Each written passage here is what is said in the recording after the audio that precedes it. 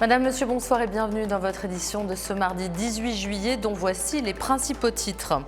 Israël a reconnu la souveraineté du Maroc au Sahara occidental, une terre que revendiquent aussi les indépendantistes sahraouis du Front Polisario, soutenus par l'Algérie. Quelques mois plus tôt, les États-Unis avaient pris une décision similaire. En tout cas, c'est une véritable victoire diplomatique pour le Maroc. La décision russe de se retirer de l'accord sur les exportations de céréales a provoqué une flambée des prix, ce qui vient aggraver la crise alimentaire mondiale.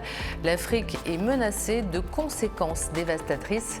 Les détails en début de journal. Et puis enfin, nous parlerons santé avec la vaccination des enfants qui repart à la hausse après la baisse des années Covid-19.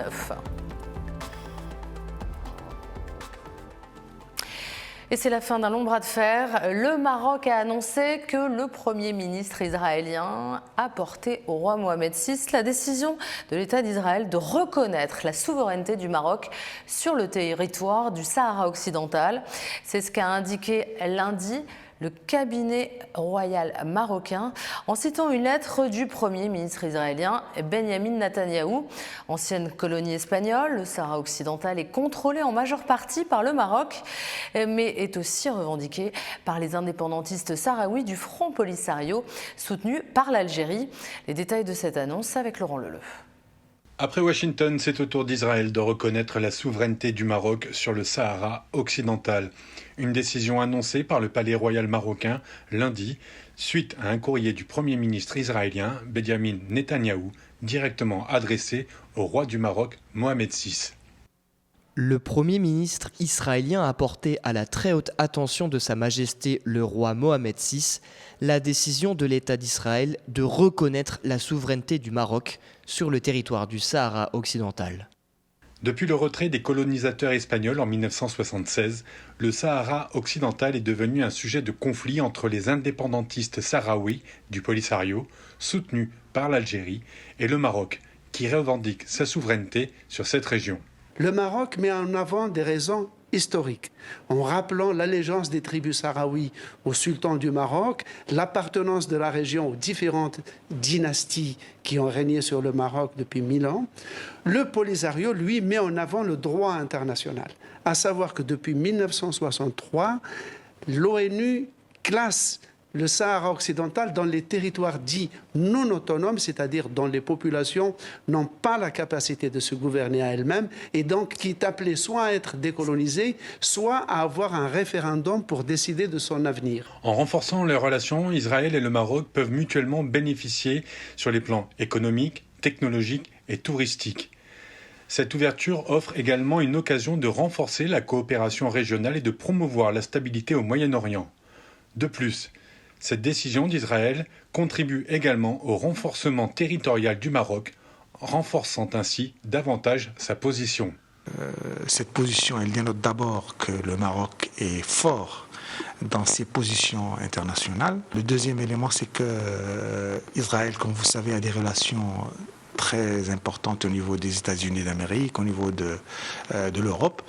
Et elle usera de ses forces pour que la position marocaine quant à son intégrité territoriale se renforce davantage. Cette reconnaissance suscite une réaction véhémente de la presse algérienne, certains titres allant jusqu'à établir un parallèle entre les revendications territoriales marocaines et la colonisation israélienne en Palestine. Et les premiers effets du retrait de la Russie de l'accord sur les exportations de céréales ne se sont pas fait attendre avec les cours de céréales qui repartent à la hausse. Cette décision va lourdement aggraver la crise alimentaire dans de nombreux pays avec des conséquences particulièrement dévastatrices pour l'Afrique. Les détails avec Mathieu Nicolas. Au lendemain de l'annonce de Moscou qu'elle ne reconduirait pas sa participation à l'accord céréalier, les conséquences de ce non-renouvellement sur l'Afrique inquiètent énormément. Beaucoup craignent un retour en arrière comme dès le début de la guerre en Ukraine. Le prix des denrées alimentaires avait explosé sur le continent africain. Résultat, pénurie et insécurité alimentaire avaient commencé à menacer le continent. Un continent déjà heurté par une grave crise alimentaire comme à Djibouti, au Kenya, en Somalie ou encore en Éthiopie. La Russie fait du chantage au monde.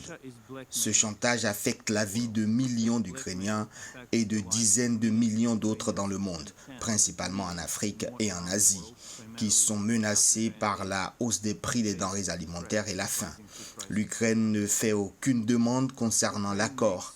Nous voulions simplement continuer à fonctionner et augmenter sa capacité. Nous voulons que nos céréales soient librement exportées et atteignent des clients étrangers partout dans le monde.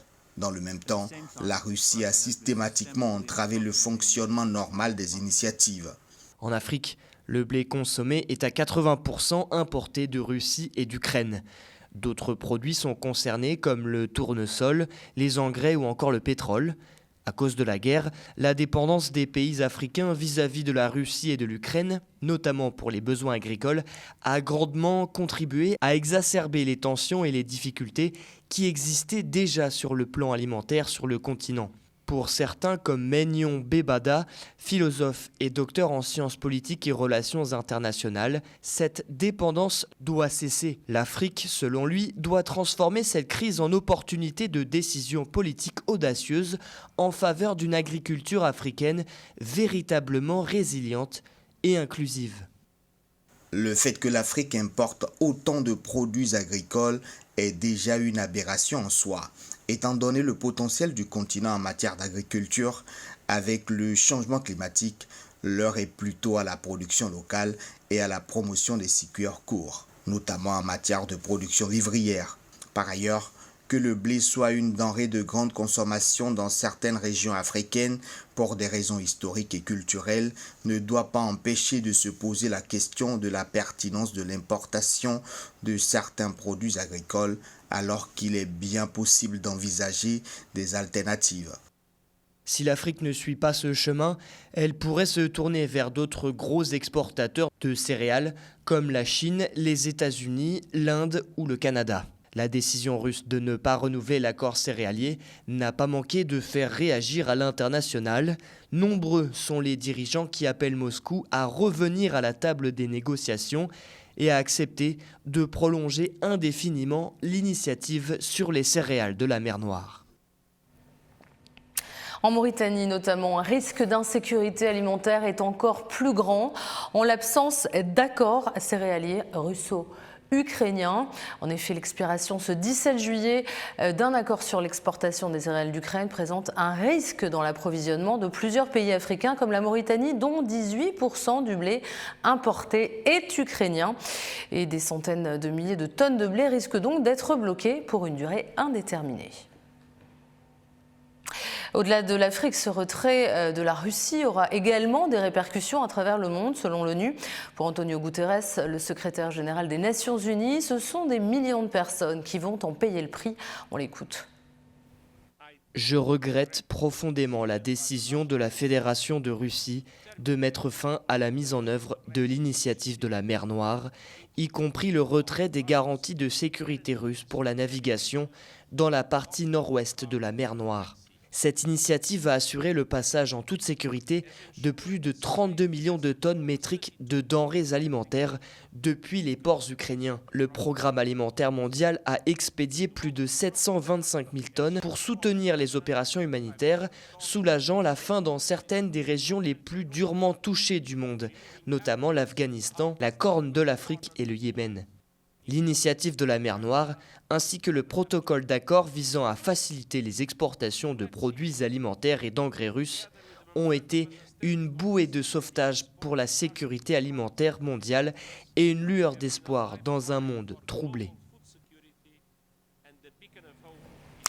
Le trio formé par Patrice Talon, Umaro Sissoko Embalo et Bola Tinubu, respectivement dirigeants du Bénin, de la Guinée-Bissau et du Nigeria, se sont réunis pour la première fois à Abuja ce mardi. Eh bien, cette rencontre devrait se concentrer sur les retombées du retrait de la MINUSMA du Mali, le financement d'une force de la CEDEAO, ainsi que la préparation d'un sommet extraordinaire des chefs d'État sur la sécurité avec les chefs d'État majeur. Elle a également abordé la situation des 3 pays en transition, le Mali, le Burkina Faso et la Guinée, conformément au communiqué final du sommet du 9 juillet. Au Kenya, le climat reste tendu entre les partisans du président William Ruto et de l'opposant Raila Odinga, malgré les récentes violences meurtrières ayant coûté la vie à 15 personnes au cours des 2 dernières semaines. Raila Odinga a initié une série de manifestations prévues les 19, 20 et 21 juillet afin de réclamer l'abrogation d'une nouvelle loi financière jugée punitive. Malgré les appels récurrents à la désescalade, l'hostilité persiste entre les deux camps via des discours belliqueux.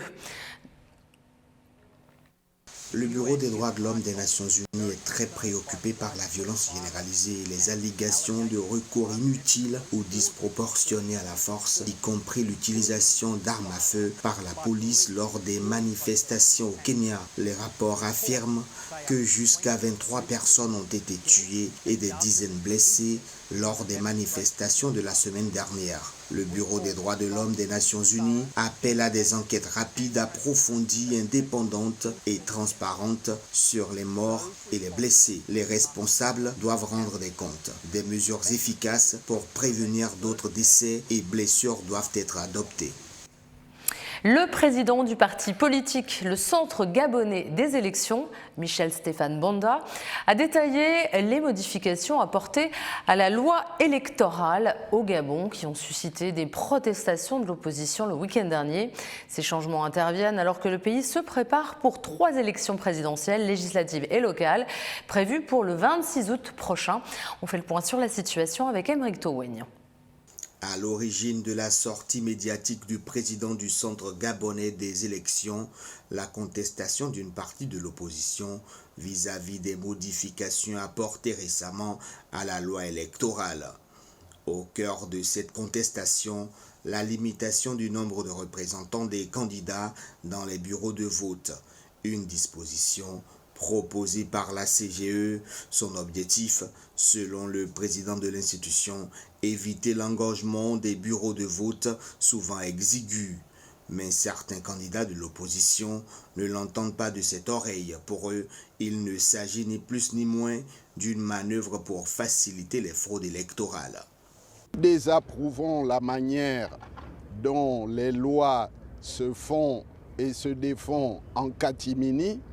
Il n'est pas acceptable qu'à la veille d'une élection, alors que nous sommes tous engagés dans le processus, le législateur, le gouvernement se permettent encore de triturer les lois pour faciliter les actes de fraude. Ça, nous ne pouvons pas l'accepter. Autre point de la loi électorale modifiée, critiquée par l'opposition, la suppression des enveloppes poubelles à coller. À ce propos, le président de la CGE, Michel Banda, affirme qu'il s'agit d'une disposition pour décomplexifier l'acte de votation et rendre fluide l'opération électorale le jour du vote.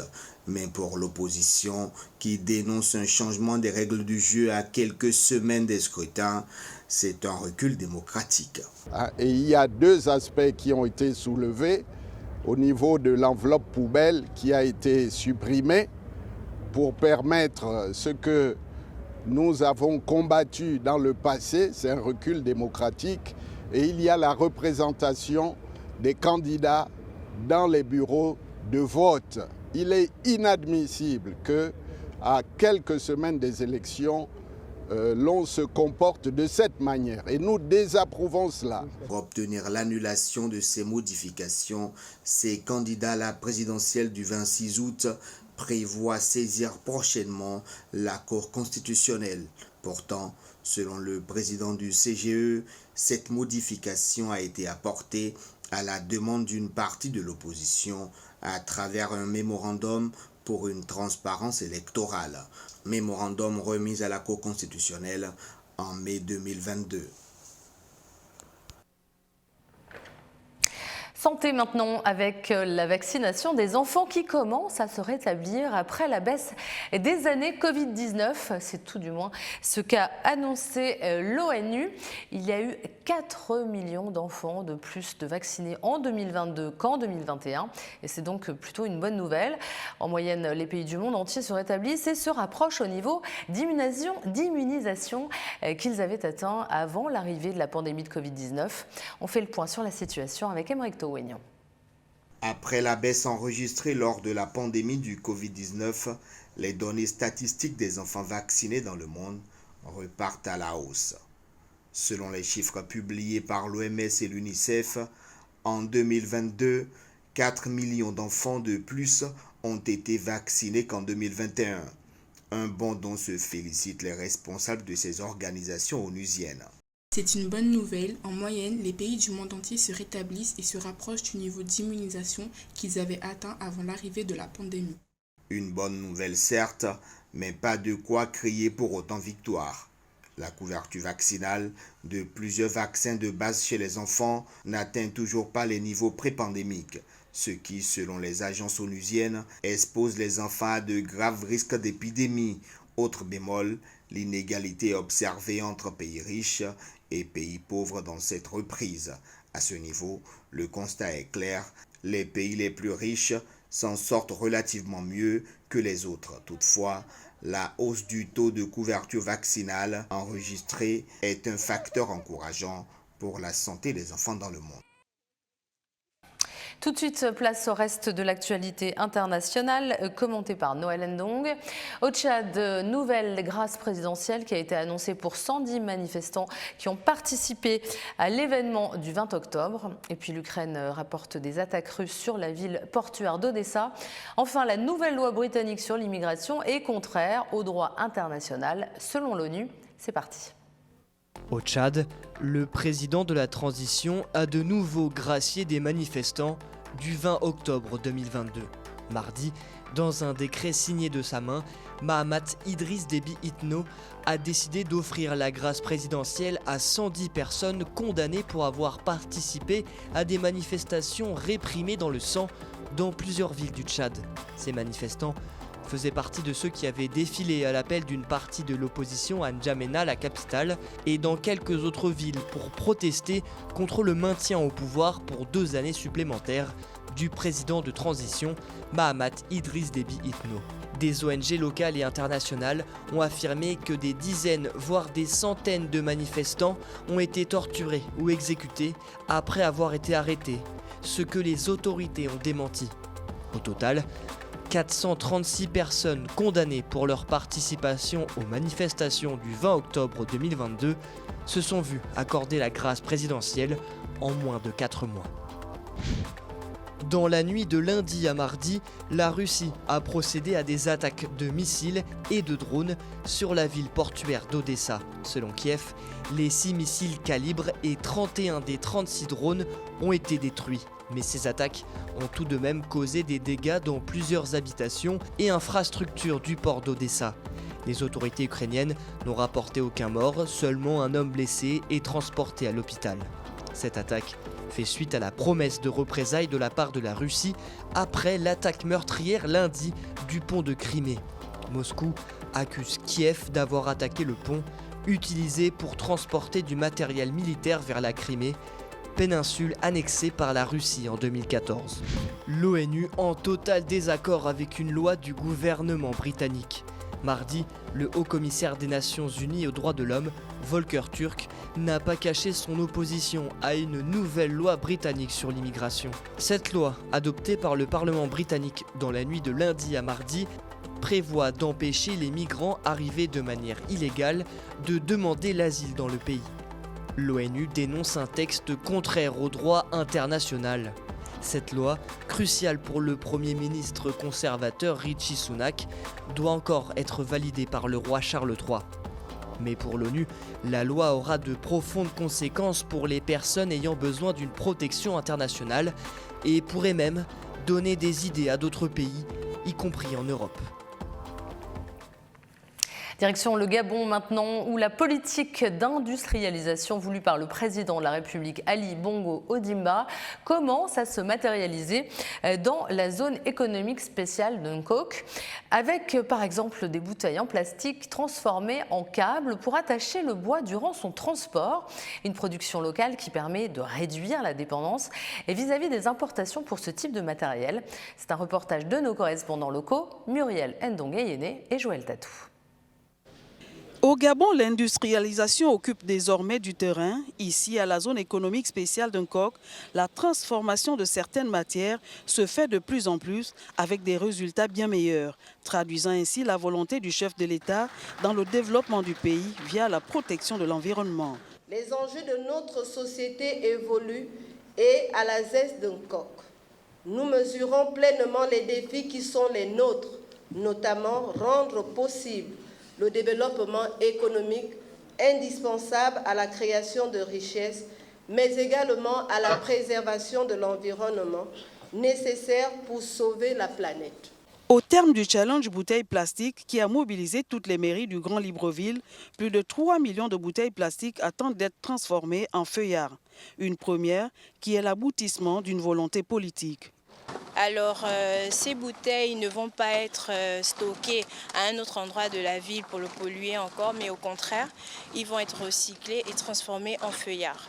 Les feuillards sont les câbles en plastique qui sont utilisés pour attacher le bois lorsqu'il est scié. Côté gouvernement et opérateurs économiques, c'est le développement industriel du Gabon qui est lancé. C'est l'aboutissement d'un processus et d'une politique voulue par le chef de l'État, impulsée par le chef de l'État. Cette usine, nous l'inaugurions il y a encore un peu plus d'1 an. Et déjà, on voit les effets de la politique qui est menée pour lutter notamment contre les pollutions par les plastiques à usage unique. Pour nos exploitants forestiers, ils n'auront plus besoin de faire venir des sangles à l'extérieur du pays, parce que ces sangles seront produits sur place, ici à la zone industrielle de Nkok. Voilà qui vient conforter le rôle de la zone économique spéciale à régime privilégié de Nkok, une véritable plateforme industrielle au service du développement économique du Gabon. C'est la fin de ce journal. Je vous souhaite à toutes et à tous une excellente soirée et je vous retrouve dès demain soir sur Télé Sud.